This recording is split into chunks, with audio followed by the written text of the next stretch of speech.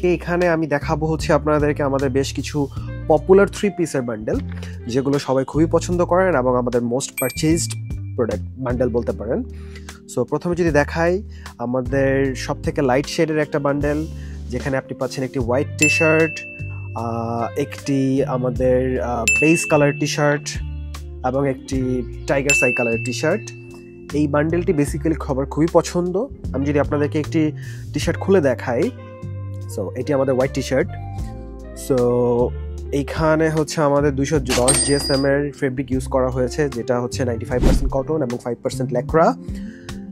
এবং আমি যদি আপনাদেরকে আমাদের নেকটা দেখাই, যেটা হচ্ছে খুবই ইম্পর্টেন্ট একটা জিনিস, আমাদের সবার প্রাইম কনসার্ন হচ্ছে আমাদের নেক বেন্ড হয়ে যাচ্ছে কিনা বা ঝুলে যাচ্ছে কিনা বা পড়তে পড়তে এটা চেঞ্জ নষ্ট হয়ে যাবে কিনা। বাট এখানে আমরা 2x2 রিব ইউজ করেছি, হুইচ ইজ 4 ফোল্ডেড।